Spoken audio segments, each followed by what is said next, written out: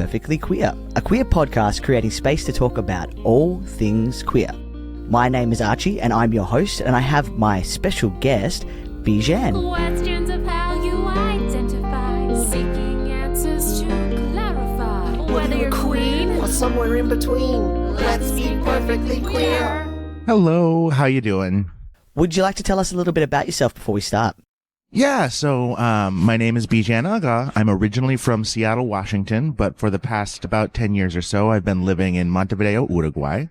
I am a comic creator, among other things, and so I'm really excited to talk about the latest project that I've been working on, which is a comic book called Kobra Olympus Time Wars, The Adventures of Kobra Olympus. We have the first issue out now, and we are now working on the second issue, which should be out very, very shortly. That's amazing. I am a massive comic book fan. I'm really into Marvel, so you definitely contacted the right podcast to come on and talk about comics. Yeah, so I've always really loved comics in particular as an art form because they are able to do this amazing blend of things that you can't quite do in cinema and you can't quite do in literature. Because in literature, you're able to get inside these characters' heads, you're able to get inside their hearts and see what they're feeling and how they're reacting. But you don't get to see them. You don't get to feel their world. And then in cinema, you have the hardness of reality. You have the light and the shadow, the physical aspects, but you can't really quite hear what the characters are thinking or get descriptions of what they're feeling. So I always felt like comics was this really beautiful middle ground where you could see the reality of what was happening while getting the intimate details of the interior lives of the characters. When I was a kid, I enjoyed comic books though, because I used to get distracted by words. And so I felt sometimes when I had the visuals to go along with it, I didn't have to be in my head, if that makes sense, and get distracted by my own mind. Absolutely. You know, actually, as I've gotten older, my mind has changed, you know, like physically, like my brain is different now. And so I have a harder time paying attention to things that don't have a visual component. So most of the literature I read these days is in the form of graphic novels and comic books. Nice. I love that. So what actually sparked your interest in exploring comics and particularly the contributions of queer creators during the Golden Age? Yeah. So, well, to start at the very beginning is to start at my childhood because, I didn't grow up wealthy enough to afford, $5 comics every week from different titles and different things. But we did have a great local library. And the local library had these big jumbo editions of like 100 to 500 comics of the Golden and Silver Age. And they were all printed only in black and white on yellow pulpy paper. No color, very rough line work. But I was able to, for free, just spend hours and hours going into the classic works of Bill Everett, Stan Lee and Jack Kirby. They had the Ditko era, just the beginning of the Silver Age. But the one that really resonated with me was always Wonder Woman. And I really loved Wonder Woman because her messages are so intrinsically political. She has so much morality to her stories. And in different parts of, like, for example, Superman's run is very intellectual. For the Superman comics, it's always a sort of a science fiction element to it. And then with Batman, there's the crime and mystery component. There's, you got to unsolve the mystery, unravel the web. But with Wonder Woman, there was always this idea that what she was doing was based on what she believed was right, and that people were doing what she believed was wrong. And there was a much stronger, not to say that that was absent in the other titles, but just that it was a much more central component in Wonder Woman stories. And especially in those early stories, she's fighting literal Nazis. And, there's even one story where part of the Nazis' plan is to deprive American children of the nutrition they need to survive. And so she has to get food back from the Nazis and distribute it amongst the American poor. And at the end of the comic, it calls for a welfare state that we need to take care of our most vulnerable citizens in order to prosper as a nation. So, it was a very much a comic of advocacy. And then I grew up and I sort of, I got more into the more badass, Spider-Man was a big one. I really loved the macho characters. But when I came out to myself and then to others as a queer person, I started to look back on the stories that had really shaped my moral philosophy. And Wonder Woman kept coming up again. And when I did some research into the history of the creators, this is what really inspired me to start making my own comics, was the fact that the creator of Wonder Woman it was one man, Charles Moulton, and he was actually a psychiatrist, and he was an intrinsic part of inventing what we now call the lie detector test. Oh, wow. And he later denounced it. He said it was actually just a stress detector. But he worked really closely with first his wife and then their girlfriend on many scientific and academic papers, because the two women were bisexual and they were in a polyamorous triad. And so the triad actually helped form the idea of who Wonder Woman was going to be. And Moulton, as a psychiatrist, was many, many years ago, before this, tasked with writing the first modern movie script, because someone who was an expert on psychiatry was this person who was going to understand how words are going to be understood when typed out on a page, to be understood by actors and lighting technicians and, everyone from the makeup to the wardrobe. So he was the one who invented the modern movie script. So it was only natural for him to then go, well, okay, now I have this sort of anarchist idea. I want to really push feminism, and I want to explode the idea of what it means to be a woman in the United States. So, where do I go? And the answer is, it's a very punk rock medium to do comic books, because all you need is an idea and time and a talented artist, and you can make anything happen on the page. You don't need to worry about special effects. You don't need to worry about CGI. Even CGI, as cheap as it is these days, is nothing compared to a really talented artist with a pen or a brush. So he was able to take these really wild political ideas and for very little money start putting out these extremely subversive comics about extremely progressive ideals, and totally change the landscape of superheroes and make sure that there was a woman anchored in the pantheon of superheroes who were most important to American culture.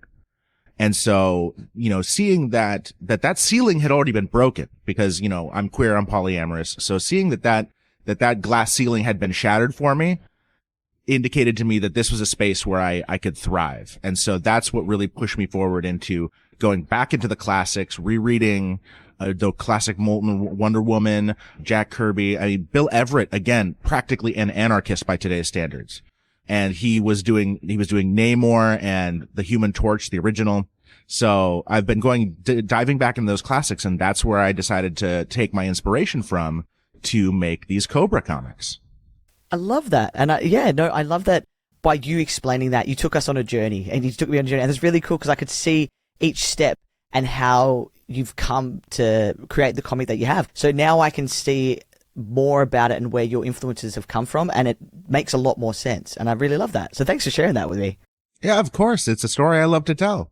I love to tell stories.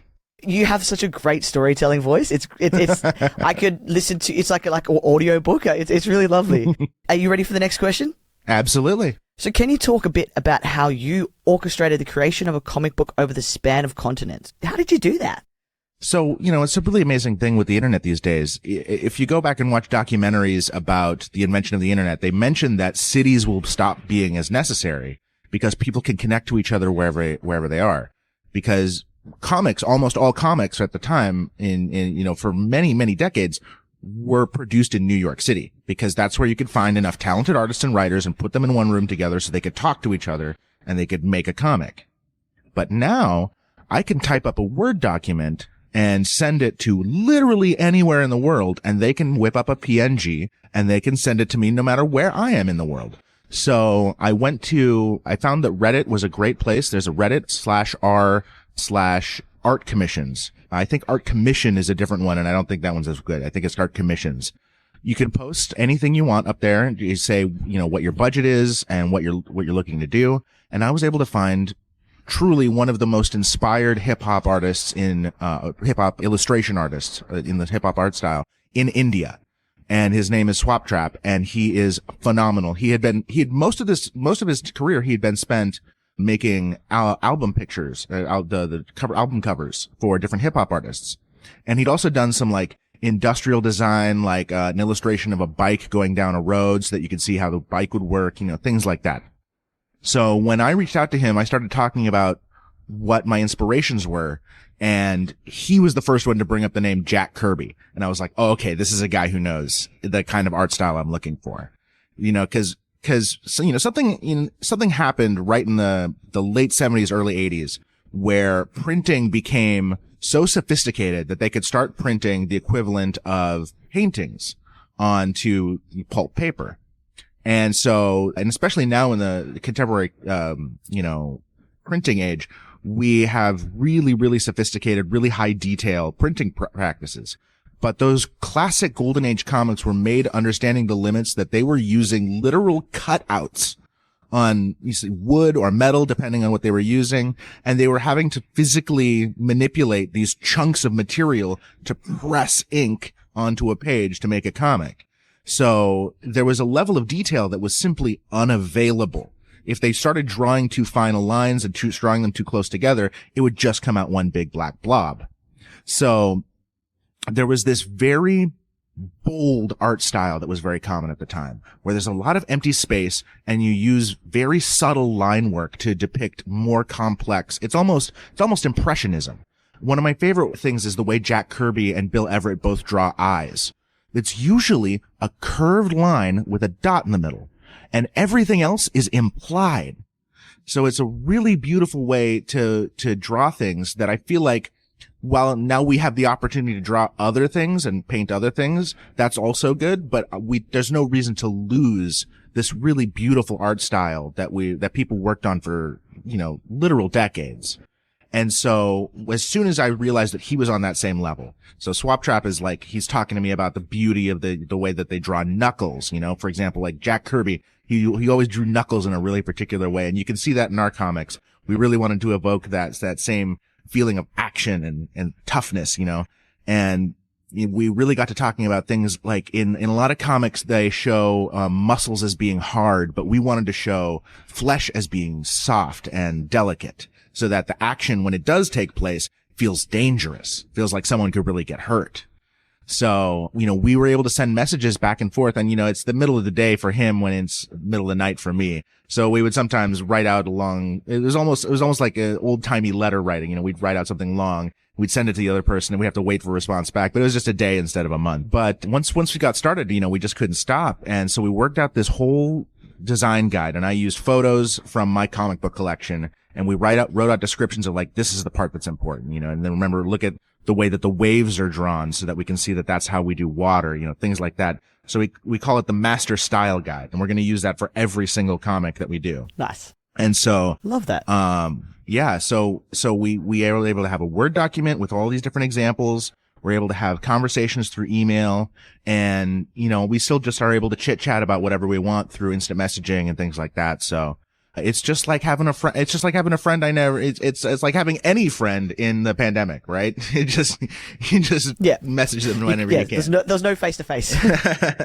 It's amazing what technology and the internet has allowed us to do now. You are not limited by the place you live anymore. You're not limited by boundaries and countries, which is really cool, because now you can reach out and you can work with and collaborate with people all around the world, and time difference doesn't really mean a thing anymore, which is great. Like, you've explained all of that. I thought it was really interesting about what you were saying with the way that you can draw eyes and knuckles, and our brains are really good at filling in the pieces. So sometimes putting too much detail is too much for us. And when you put on those little bits and getting us to finish the pieces, it kind of brings us into a bit of the story as well. That's what I feel. I absolutely agree. And I think that there's something that we're trying to get away from in our comics, which is, I think, to the comics' detriment, which is the cinemification of comics. And I feel like there's been at least one, maybe two generations of comic book authors and artists who feel like what they're doing is a lesser form of cinema, and have been trying to make their comics more cinematic with a lot of details that people aren't going to realize even on the 10th read. And a lot of, for example, there's this technique that I keep seeing in comics that makes me feel like they don't understand comics, where it's multiple panels in a row, but they're zooming in on a figure, which I feel like is extremely unnecessary in comics, because if you want to see the figure closer, you just bring the comic book closer to your head. You don't do that with a big screen. The screen needs to zoom in because it's something that's a set distance away from you. So I feel like there's a whole era of comics where we have been trying to make them more like movies, when really what I'm trying to do when I write my comics is I try to let them be as much like comics as they can be. And I really try to delve into what do comics do that no other medium can do. And I think that the best answer to that is something we've lost in most contemporary comics is the thought bubble. How many other mediums of storytelling do we have where we can see a character's face and hear their thoughts at the same time? In cinema, it's considered cheesy. They intentionally cut out all the voiceover in Blade Runner, and everyone thinks it's way better because you get to just, feel the moment. Yes, it's that inner dialogue that's not necessary. Yeah. And in literature, that's all you do. You only hear how they feel. And even when you get descriptions of their appearance or how they're emoting, it's usually in a very editorialized way to try and evoke an emotion. So, I really wanted to bring back, what comics do that no other medium did. And that's what I really wanted to focus on. No, I love that. And it's so unique. Comics are so unique, and they've been around for years, and they keep developing and evolving. And I find sometimes when you have those comics that are almost too picturesque, I don't like it. I like the scratch and the scribble, and like I do love Marvel and I do love that kind of stuff as well, but I also love these smaller artists where it's very simple, it's black and white. It doesn't have to be picturesque looking like photos, which some comics are doing these days, and I'm not enjoying that at all. Yeah. And one of the big influences on me is unusual because anyone who knows my work knows that I mostly work in fantasy and science fiction with a little bit of crime. But one of the biggest influences on me as a comic creator was Harvey Pekar, who wrote really down to earth, really like everyday kind of comics. But he did it with such a love of the comic format. It was really inspiring to see someone use panels and pictures, dialogue and thought balloons to really tell a story that was so sincere and so meaningful. And again, that's the same thing that resonated with me about Wonder Woman is that, Batman's trying to give you a jigsaw puzzle. Superman's trying to give you an intellectual challenge, but Wonder Woman was speaking to your heart about things that you could really feel. And so that's something that I might be the first person to put Harvey Pekar and Charles Moulton in the same sentence, but I feel like they were both telling stories that were really compelling to just the human soul. And, that's what inspired me. I love that. Can you share some insight into your cultural background and how it influences your approach to creating comics? Yeah. So my father is from Iran and my mother's family is from Denmark. So when I was born in the United States, I was one of the first people in my family. My mother was born in the United States, but she and her generation was the first. And then we were the second on my mom's side and the first on my dad's side, me and my sister. So one thing that was very different for us, even from other Iranian Americans or Danish Americans, was the language we spoke at home was a homemade sign language because our grandmother was deaf. Oh, wow. And she was from Iran and there was no national sign language. So she invented a home sign language with her and her deaf sister to talk to the family. And so my mom was at work a lot. My dad was going to school to be a nurse. And I was at home a lot with my grandmother. And so that was the first language I learned was a sign language. And so my hearing is pretty good. I probably need hearing aids at this point in my life, but I was never deaf as a child. So I just learned the sign language simply as a way to communicate with the person who was with me most of the time. And then my father, because he'd been raised by his mother, my grandmother, he also knew the sign language. So that's how I talked to him. And my mother understood it well enough that I could talk to her in the sign language and she would respond in English. Wow. So that's how I learned English. That's so cool. So having a visual native language, a native language that's visual, is a huge part of how I understand comics. And I think why I gravitate towards them and things like cinema and television, things with a visual component, because I don't think natively in my head in language. I think in gestures and emotions and expressions. So to read a story and understand what the character is feeling, I still need to make the effort of making my brain have a little puppet face that moves around of that character and make those emotions so I can register what they're feeling. And so with a comic, you're able to pair these, these very vibrant human expressions with words that give you deeper context and understanding. So I feel like the fact that I grew up speaking a Persian home sign language really, changed the way that I approach the act of storytelling. And then the next major component in that is that I see in each creator that has made a serious impact in the comics industry that they have a sort of core moral problem. They have a sort of one core idea that is the most troublesome problem for them morally. And I think a great example of that is with Bill Finger and Batman. The question is, how much violence is too much violence, even when it feels justified? The classic question with Superman is, if you can't be everywhere at once, then who do you pick who to save and who to let perish? With Spider-Man, there was always the core problem of, I want to be normal, but because I have these powers, I'm compelled to do things I would never otherwise do. And I wanted Cobras to be distinct. And so from that, I pulled from the fact that I'm Middle Eastern and that there's a long history of trying to understand God's will as immutable, and that we do not try to manifest anything out of what God gives us. We simply accept it and move on. And so the metaphor for that in Kobra Olympus is she has been asked by people from the future to wage a war on truly evil beings in the present, monsters. And so now that she's been asked of that, she, just like Spider-Man, she has a responsibility, a power that's now given her a responsibility that's changed her life. But unlike Spider-Man, she does not see this as an obstacle to overcome or even a burden to carry. She sees it as just the natural progression of her life. This was always going to happen. I just didn't know it yet. This was always set in my future. The powers that guide my life had always put that in front of me. The fact that I didn't know it yet doesn't change that fact. And so she accepts it and she tries to live the best life she can, given the limitations of her responsibility. And I wanted that to be a message that carried over from my culture into my comics. I love that. And I haven't really found many comics where people allow their culture to seep through onto the pages. And I've not read a comic like the one that you've shared with us. And it's refreshing to have a new take and a new story. And when you did talk about things like Spider-Man, it's all about almost like the inner turmoil of why me? Why have I been burdened with this gift or this special ability?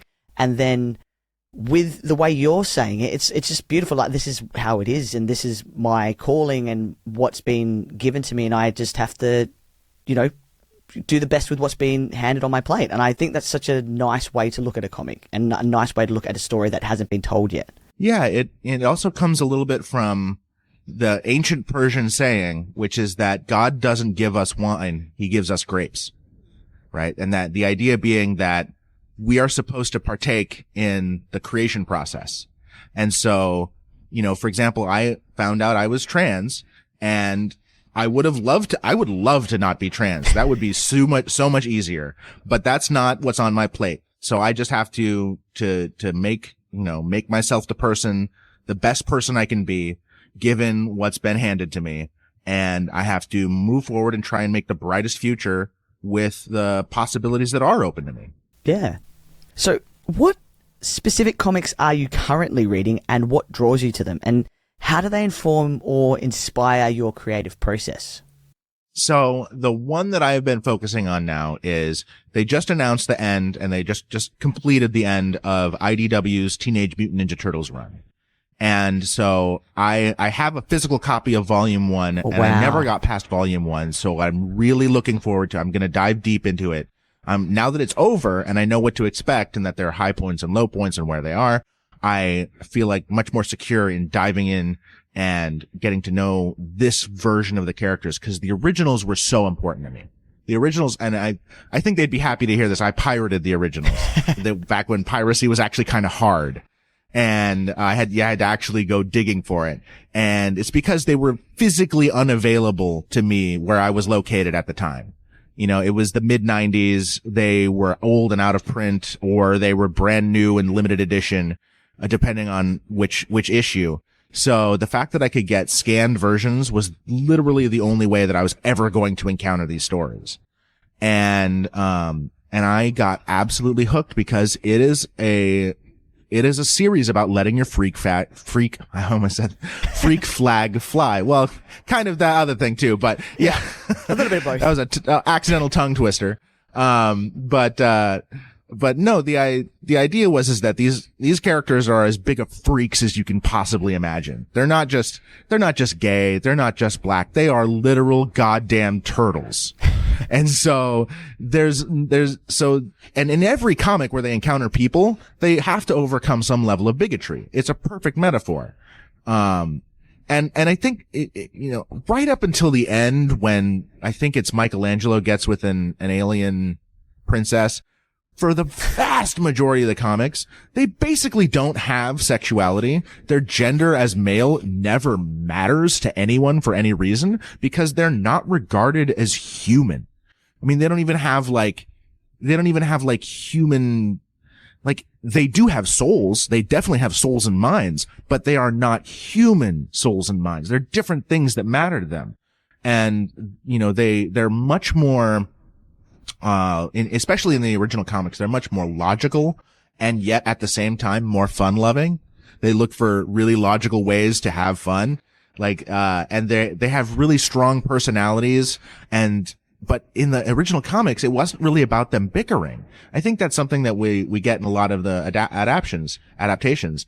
But, in the original comics, there wasn't a lot of bickering. It was a lot of feeding off of each other's energy and sort of playing along with each other. So there was this really beautiful thing in the comics where you basically have this little enclave of absolute weirdos who just love the hell out of each other, and because each other is all they have. And that's basically been such a great metaphor for the found family I've encountered in my life and the people I've built into my life. And so the Ninja Turtles, and the fact that Kevin Eastman, one of the original creators, is a huge part of the IDW series. I mean, that's the secret sauce right there. That's, you got to get the original guy back. And I have read volume 1. I love it. So I'm rereading volume 1 and I'm going to continue on with the rest of the series right up till the very end. Nice. I find sometimes, when you lose your way, it's always good to go back to the start and back to the original creators, because with comics these days, you can have 10, 20, 30, up to 100 different creators and writers, but sometimes too many chefs ruin the broth, and it kind of ruins the original story, because I haven't read the Teenage Mutant Ninja Turtles, and I didn't know that they weren't always bickering and fighting and like brothers or family, so I think they've tried to give a human element to the turtles in the film and the cartoon adaptations to make them more relatable. But I kind of like what you're saying with the way that, there is no gender, there's no sexuality, they just are. And I think that for some people that scares some people because there's no sense to the character, if that makes sense. Well, I think there's also an element of sexism involved because in the original comics, April O'Neil was our viewpoint character. No way. She was the one who we got to know the turtles through because she's the one with the human lens and the human perspective. So she's the one asking all the questions that we would then learn. But starting with the 87 cartoon, which I love the 87 cartoon. I'm not here to hate on the 87 cartoon. Please don't come for me in the comments. I love the show. It's great, but there was a heavier emphasis on having the turtles as the viewpoint characters because they were the boys. That makes sense. And so April O'Neil was more of a secondary character. Whereas in the original comics, aside from issue 1, she's not in issue 1, but aside from issue 1, when there is narration boxes, it's almost exclusively April writing letters to other people in her life about what's going on in her life, and meeting the turtles and having to flee the city because of Shredder, or not Shredder, it's Karai at that point. Anyways. Sad when they change the lens of it and they say, because it changes the whole meaning. Yeah. It is very reflective of the society at the time that it was created of, it's a man's world. So why are we having a whole series from a female perspective? Right. Yeah. It was very much, we were, sitting shotgun on April's, she was the one driving the car, and we were in sort of a safari with the turtles. The turtles were doing all these wild things, and we were just like, why would you do that? Oh, because I'm a turtle. Why wouldn't I do it? And so the idea is that they were the ultimate freaks, right? They were so removed from humanity, and yet we still empathize with them. They still have personhood. They still have agency and rights. And so the idea that a being can be totally inhuman and still be a person is just a really powerful metaphor for the diversity within the human species. I definitely think in the adaptations that's been lost, because it's kind of just like a cartoon about weird turtle things, and so it's a shame, because if someone would love to do a remake and actually do it properly, that would be incredible. Or maybe I just need to go back and read the comics. I think that's what I have to do. They are now available on Comixology. If okay. you go to the Comixology app, you can get them, the classic comics, and they've done a beautiful job updating them. Oh, amazing. They have, cause the scans I read were literal like Xerox scans, like they were like someone pressing, a piece of paper up against a glass. These, they've gone back digitally and they've smoothed out all the lines. And so it's like even the original prints won't be as beautiful as the new digital edition. That's great, because some people fix up the little bits that have creased or faded during the time. Exactly. Yeah. So how do you navigate the balance between honoring the legacy of classic comics, because we've talked a lot about classic comics, with also bringing new perspectives and inclusivity into your own work? So I feel like it's almost like, I'm building Frankenstein's monster, but I'm trying to make it beautiful. Because there's so many elements from so many creators over so much time. It's, there's a saying in music, and it applies to everything as well. Everything is remix culture. All culture is remix culture. Every single thing, like even comics themselves were inspired by reliefs on ancient Egyptian, Babylonian, Persian walls. And even those themselves were inspired by cave art. And even cave art is literally just mimicking what you saw outside. So there's no end to the point at which we are remixing our own experiences and our experiences with art and what other people tell us their experience with art is.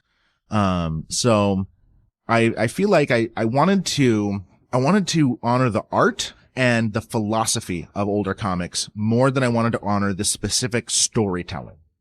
So what was really important to me was imitating that classic clean look. It was really important to me that it would be that really just beautiful, bold black lines with solid colors in the middle.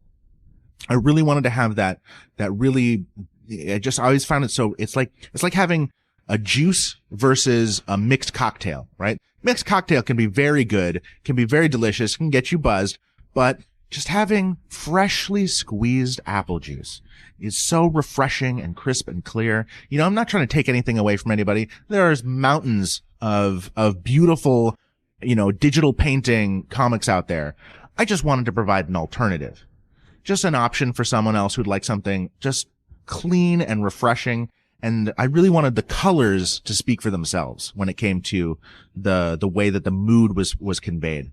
You'll notice that unlike classic comics, which were limited by the pigments of their time, we are able to take those solid colors and tweak the hue and saturation here and there to fit the lighting or the mood.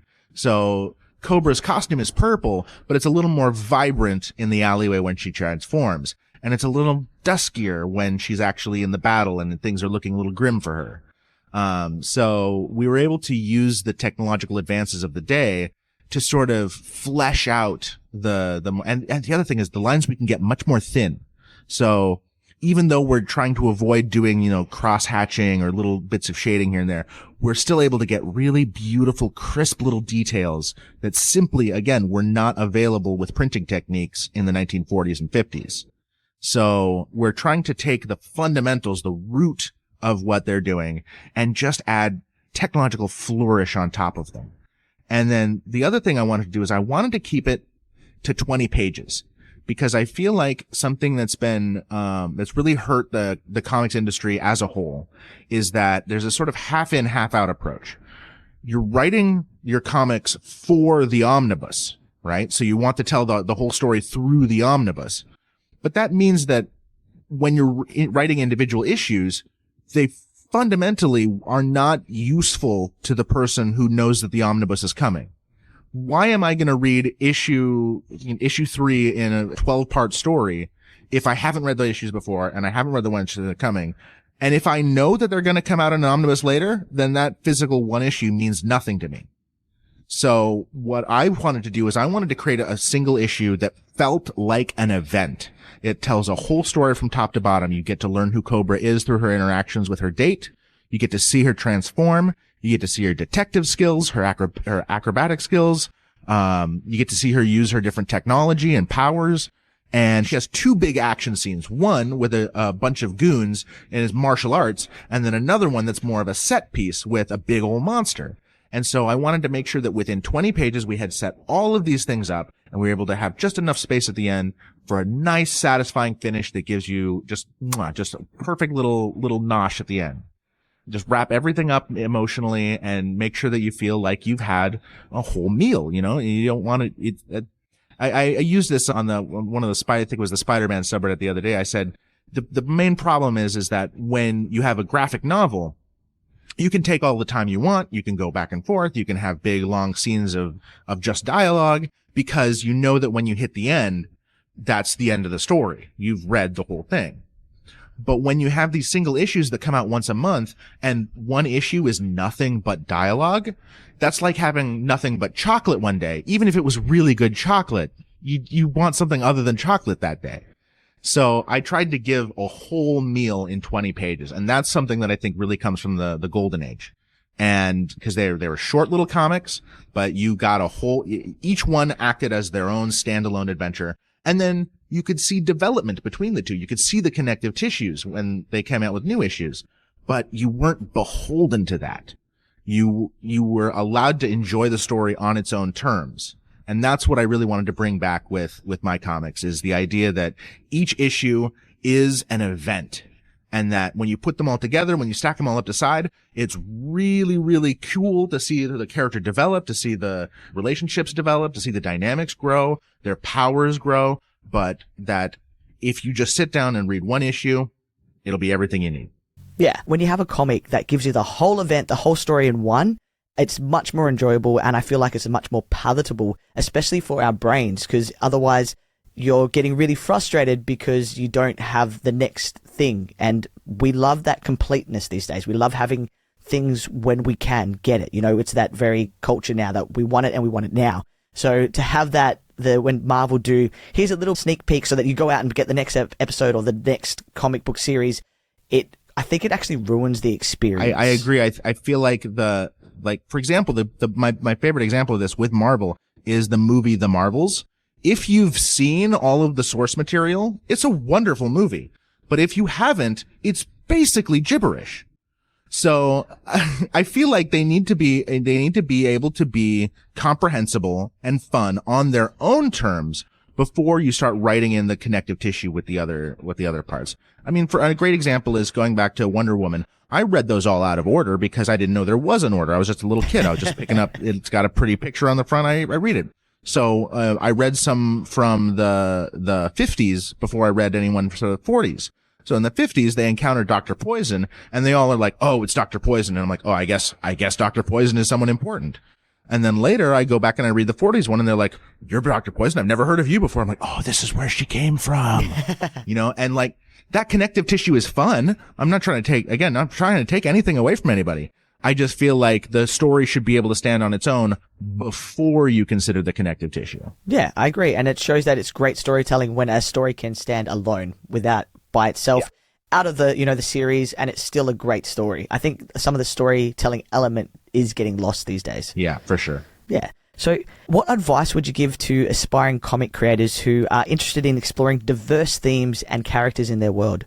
Well, I would say the number one thing that has allowed me to be successful is being open to working not with big companies, but with other creators who are at your same level, and maybe in countries that you didn't think to consider. Because now that people have access to computers with high-speed internet, we're finding creators on every single continent. I'm working with artists in Asia, in Africa, in Europe, who are all able to, do different things. I'm mostly here to talk about the comic book, but I also do things like video games, and I make apparel and things like that. So That's so cool. I need to work with artists every day, and almost none of them are in North America, Australia, or Western Europe. Wow. They're all in Eastern Europe, Asia, Africa, South America. And, not only do they bring a fresh perspective, like, for example, hip hop culture exists in India, and Swap Trap is a part of that culture. And it's very different than hip hop culture would be in the United States, or even hip hop culture in Japan, or hip hop culture in Kenya. Like, it has its own unique flair. It has its own unique take on things. It has its own unique inspiration. And so, when people ask him to do the covers for their albums, he has a way of doing it that no one else would, because he has his own fresh perspective from somewhere he's having influences as far and diverse as, like I said, he knew who Jack Kirby was before I even mentioned it. He has all kinds of inspirations. And the other major piece of advice is it's really unhelpful to wait around for a big company to come and scoop you up and help you work with someone of their beloved properties. That does happen, but you're playing the lotto. And the best thing, if you do want to be picked up by that and be taken seriously, is to have something under your belt already. So I would say that self-publishing, we've been doing it through Kickstarter, but there are other self-publishing options. We do our first edition run through Kickstarter, and we use a printing company to print those. Then they get uploaded to Amazon, and the second edition is through Amazon. And, just going punk rock with it and just saying DIY has allowed me to move forward at a pace that I would not have been able to move forward at otherwise. Even though I will be honest, it's not cheap. And in order to get it done, you don't necessarily need the capital to do it in the first place, but you do need a successful Kickstarter to fund what you need. And so the other thing is that I run a small studio, Jamshed Studios. We can put a link in the description or whatever. But we do creator owned and patron supported media. And so, the only way we were able to get the art funded was through the patrons on Jamshed Studios, who get behind the scene looks. They get all kinds of newsletters, and, they get to see the art before everyone else. In just a couple of days, I'll be putting out a new newsletter and Jamshed Studios supporters will be the first people to see the first pages of the next issue of Kobra Olympus. So I had to put together a Patreon. I had to get some people to believe in me. I had to put in some work it took a few years before I was able to gather up the money that I needed to get the artist paid. And then once the art was made, I then had to make a Kickstarter, and then we gathered the money for printing the first 100 issues. And it kept going from there. And, it's not the most profitable thing yet, but we're only on our second issue. And so far it has been a little profitable. We've made more money than we've spent. So that's the number one thing to take away from it is that it's not necessarily an instant career, but there is space. There is room for people to actually make some money in this space. And in order to capitalize on that, we're also coming out with new comics as well. This will be the first time I'm announcing that. Ooh. But we are actually going to do a spin-off of Kobra Olympus about her ancestors, Ash Gray and Saturn Olympus, in the Wild West. Whoa, wow. And so That's so cool. so the idea is that they're both working, both groups of people are working for people in the future, but in different eras. That's so cool. And so Saturn Olympus and Ash Gray are her ancestors, and they are going to be fighting vampires in the Old West. I love that. And I'm a little inspired by the original series of Wild Wild West. Not the 90s movie, although I admit I do like the 90s movie. That's a little bit different. Well, I say I was born nostalgic. Yeah. Like I read old comics at the library, and we didn't get cable, so a lot of what I watched was like old reruns of 60s shows on my grandma's black and white TV. Like I didn't even have a color TV growing up. So I was very inspired by the idea of the Old West laden with sci-fi tropes. So that's what I'm going for with the new comic. Very cool. And I'll get you to send me all those links so that we can have them in the episode notes so that people know where to find you, contact you, find all your comic book information.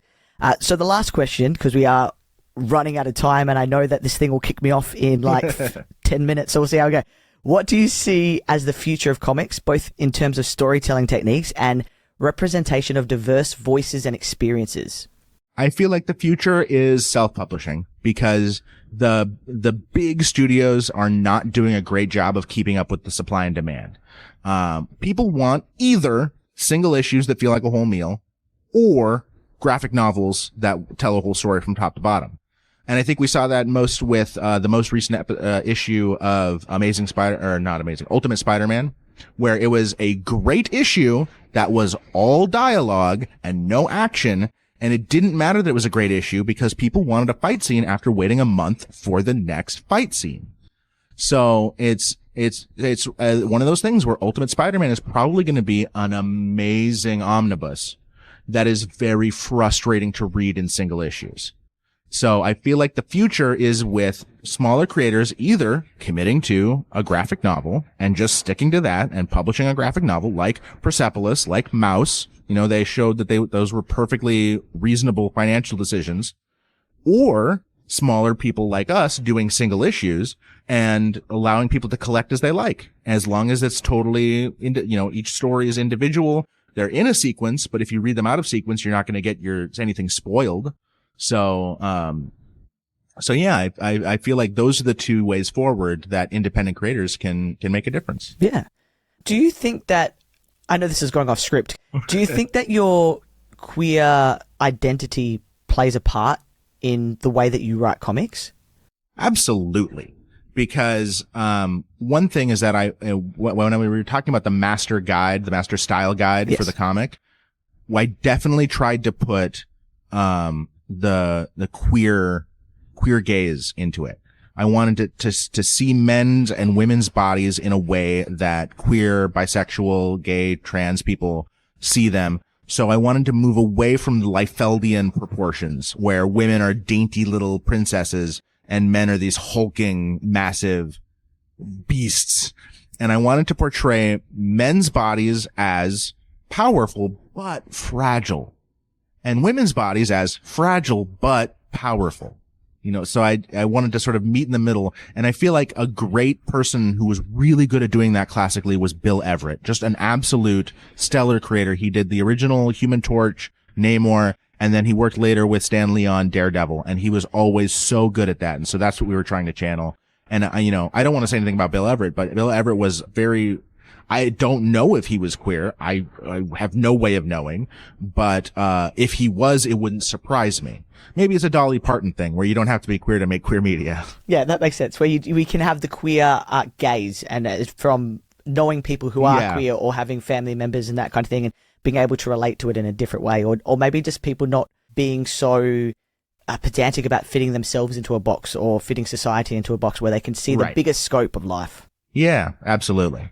I just want to say thank you so much for taking the time, because it's probably late there and I've got up early to come and talk to you, and I appreciate that we could do this. You are in Uruguay, I'm in Perth, Western Australia, and we're able to have a conversation like this, which is insane. It's just crazy that the world has allowed us to do this, and I really appreciate your time, effort, sharing all of your knowledge on comic creations and your comic as well.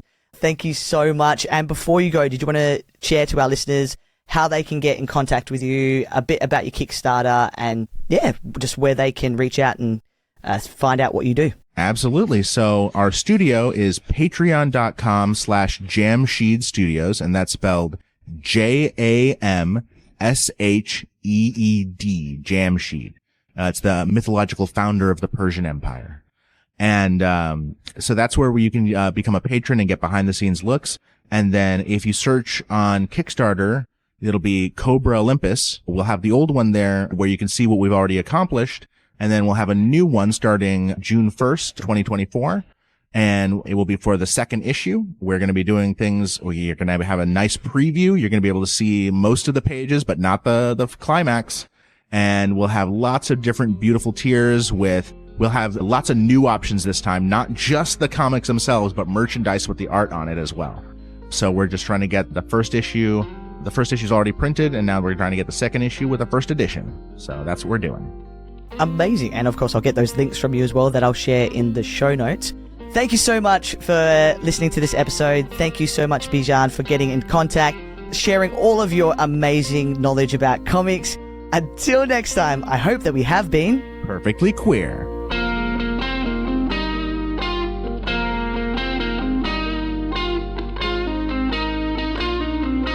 Let's be perfectly queer.